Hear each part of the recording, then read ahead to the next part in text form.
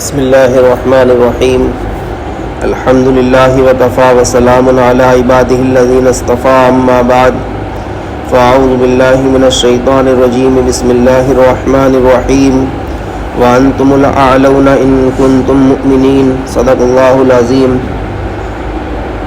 میرے محترم عزیز بھائیوں اور ائمہ حضرات، ابھی امام صاحب نے ایمان کے تعلق سے بہت اچھی اور ساری باتیں بیان کر دی، اور ایمان کا مقصد کیا ہے وہ بھی ہمارے سامنے رکھ دیا۔ اور یہ باتیں وہ ہیں جو بار بار ہمارے کانوں میں پڑتی ہیں اور ہم بار بار اس کو کہتے ہیں۔ کہنے کا مقصد یہ ہوتا ہے کہ ہمارے دل میں اتر جائے اور ہمارے سمجھ میں آ جائے۔ اللہ تعالیٰ نے قرآن پاک میں بھی یہی ارشاد فرمایا کہ وَأَنْتُمُ الْأَعْلَوْنَ إِن كُنتُم مُؤْمِنِينَ، تم ہی سر بلند رہو گے، کامیاب رہو گے اگر تم ایمان والے ہوئے۔ ایک واقعہ تھانہ بھون میں پیش آیا تھا چند سال پہلے۔ اس وقت انگریزوں کا زمانہ تھا، ہندو اور مسلمان میں اختلاف ہوا کسی زمین کو لے کر کے۔ ہندو پارٹی کا دعویٰ تھا کہ یہ زمین ہماری ہے، مسلم پارٹی کا دعویٰ تھا کہ یہ زمین ہماری ہے۔ بات عدالت میں پہنچی، جو انگریز جج تھا اس نے کہا کہ تمہاری طرف سے کوئی فریق ہے جس کی بات تم دونوں مان لو؟ تو مسلمانوں نے ایک میاں جی کا نام لیا اور کہا کہ ہم ان سے متفق ہیں۔ غالباً ان کا نام یعقوب تھا، حاجی یعقوب، کہ ان سے ہم اتفاق رکھتے ہیں۔ ہندوؤں نے کہا ہم بھی ان کی بات مان لیں گے، اگر وہ یہ کہہ دیں گے کہ یہ زمین ان کی ہے تو ہم بھی چھوڑ دیں گے۔ بہرحال وہ پیش کیے گئے عدالت میں، اور انہوں نے آ کر کے جو بات رکھی اور یہ کہا کہ یہ زمین جو ہے ہندو فریق کی ہے، مسلمان کی نہیں ہے۔ تو وہ فیصلہ لکھا گیا جو آج بھی محفوظ ہے۔ جج نے یہ لکھا تھا اپنے قلم سے کہ آج مسلمان ہار گیا اور اسلام جیت گیا۔ تو اگر ہمارا کردار ایسا ہو جو ایمان چاہتا ہے، آج ہم مسلمان تو ہیں لیکن اپنا جائزہ لیں کہ ہمارے اندر کتنا ایمان ہے، ہم کیسے مسلمان ہیں۔ اللہ تبارک و تعالیٰ نے قرآن پاک میں یہی تو دعوت دی ہے کہ اے ایمان والو، ایمان میں داخل ہو جاؤ، اسلام والے تم پوری طرح سے اسلام میں داخل ہو جاؤ۔ اللہ تعالیٰ نے قرآن پاک میں کہا ہے ایمان والوں کو ایمان کی دعوت مل رہی ہے، اسلام والوں کو اسلام میں داخل ہونے کے لیے اللہ تعالیٰ خود کہتا ہے۔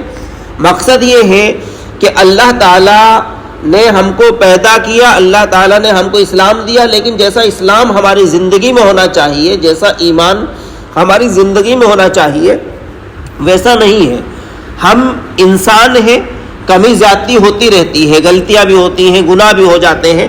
اللہ تعالیٰ معاف کرنے والا ہے، وہ معاف کرتا ہے، لیکن کم سے کم فکر تو ہو، انسان کے اندر ایک چاہت تو ہو کہ صحیح کرنے کی، اس پر جمنے کی۔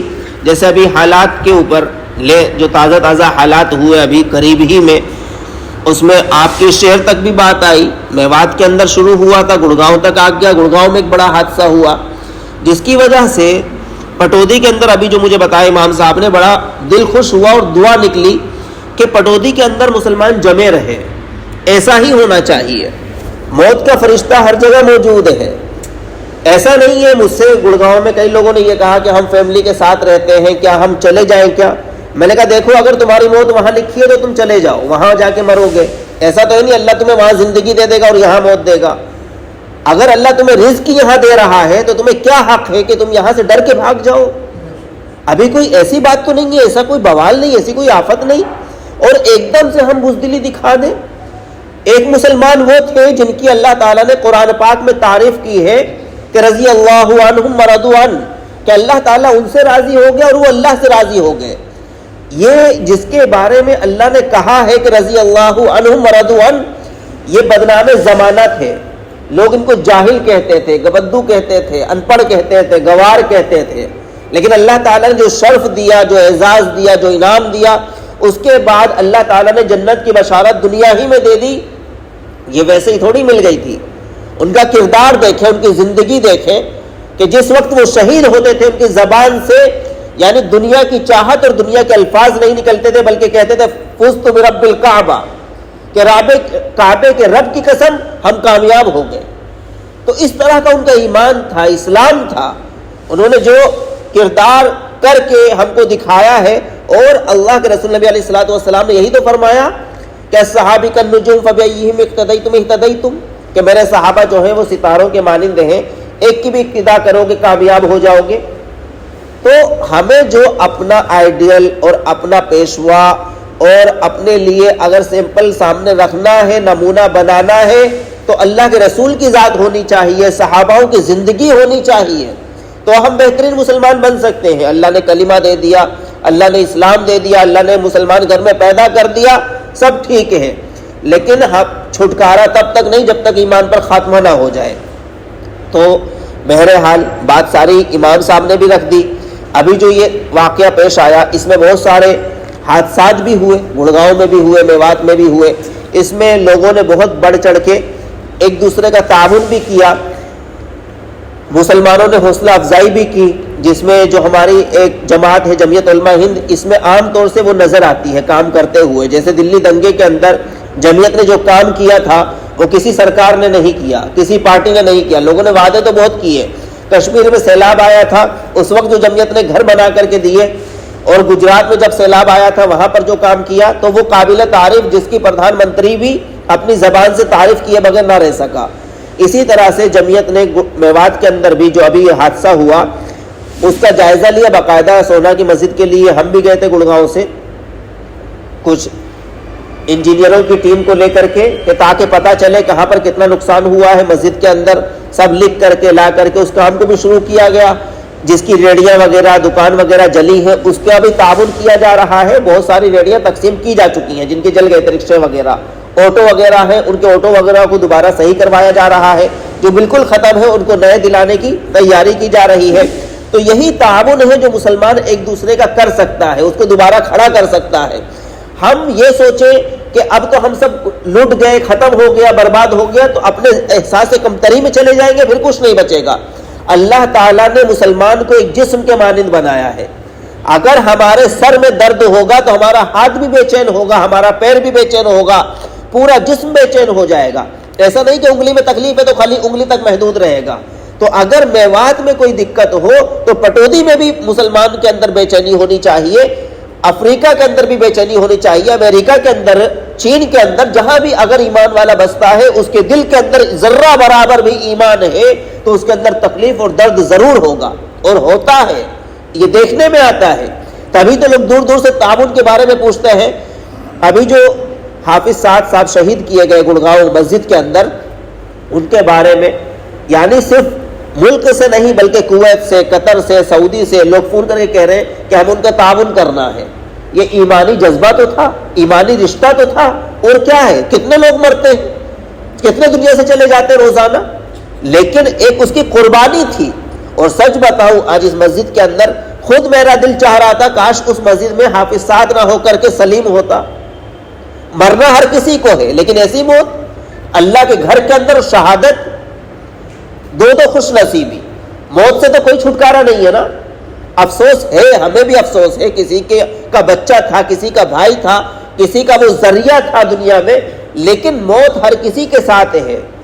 ایسا تھوڑی ہم ہمیشہ رہیں گے، لیکن ایسی موت آ جانا بڑے سعادت کی بات ہے۔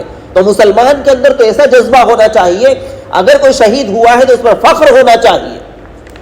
اسلام کی جو مائیں تھیں، اسلام کی جو بہنیں تھیں، وہ بھی اپنے بھائی کے شہادت کے اوپر، اپنے بیٹے کی شہادت کے اوپر فخر کیا کرتے تھے، اور یہاں تک الفاظ کہے ہیں کہ ایک ہی تھا، کاش کے 10 ہوتے تو 10 کو شہید کروا دیتے۔ تو اس طرح کا جب ہمارے اندر ایک ایمان ہوگا، ایمانی رشتہ ہوگا میرے بھائیوں، تو ہمارے اندر ایک قوت بھی ہوگی، ہم ایک جسم کے مانند آپس میں اختلاف کو ہم ختم کریں، اپنے اندر اتحاد پیدا کریں، اپنے اندر محبت کو عام کریں، اور خالی مسلمانوں کے ساتھ نہیں، غیروں کے ساتھ بھی، جو ہمارے ہندو بھائی ہیں ان کے ساتھ بھی ہمارا رشتہ مضبوط ہونا چاہیے، اخلاقی رشتہ مضبوط ہونا چاہیے۔ ایمان والوں کے ساتھ ایمانی رشتہ ہو، سب کچھ ہو، ہمدردی ہو، لیکن جو غیر ایمان والے ہیں ان کے ساتھ بھی ہمارا رشتہ بہت مضبوط ہونا چاہیے، بااخلاق ہمارا ایک رسوخ ان کے ساتھ ہونا چاہیے، ایک رشتہ ہونا چاہیے، تو اس کا بہت بڑا فائدہ ہوگا، کیونکہ یہ اسلام کا درس ہے۔ تو یہ جو کام ہوا، اور اس کے اعتبار سے میوات میں اب بھی پوری تیاری چل رہی ہے تعاون کرنے کی، جن کا نقصان ہوا ہے، اسی طرح سے راشن دینے کی، بہت ساری ایسی جھگیاں تھیں جن کو پورا اجاڑ دیا گیا، کچھ آسام والے بھی ہیں، کچھ برما والے بھی ہیں، تو ان لوگوں کو تو بالکل ہی فنا سا کر دیا، تو ان کے لیے دوبارہ سے گھر بنانے کی تیاری ہے، اور ان کے لیے راشن کی بھی پریشانی ہے، تو ان کے لیے راشن کا پورا جمعیت انتظام کر رہی ہے۔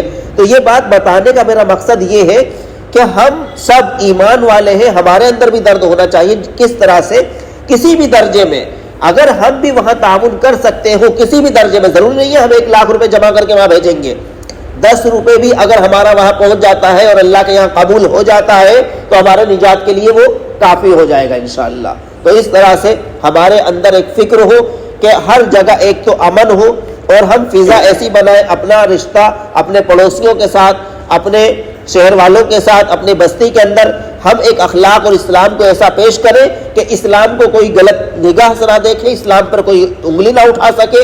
اور دوسری بات یہ ہے کہ ہم ایک جسم کے مانند جیسا اللہ تعالیٰ نے بیان کیا ہے مسلمانوں کو، اس طرح سے اپنے بھائیوں سے ہم تعلق رکھیں، جوڑ رکھیں۔ بڑی مصیبت یہ ہے آج حسد، جلن، دشمنی، اور بڑے افسوس کی بات یہ ہے، میوات کے اندر بھی جو سننے میں آتا ہے، بڑا افسوس ہوتا ہے کہ مسلمان ہی مسلمان کے خلاف جھوٹی سازشیں کر رہے ہیں، مخبری کر رہے ہیں، ان کو پکڑوا رہے ہیں، جس میں چند روپوں کے لیے 15,000 20,000 روپوں کے لیے اس طرح سے حرکتیں انجام دینا۔ اور ایک ایمان والا، ایک اسلام والا جس کا نام مسلمان، جو مسلمان گھر میں پیدا ہوا، تو بڑے افسوس کی بات ہے۔ یہ دنیا ہے، یہ سارا سلسلہ چلتا رہے گا۔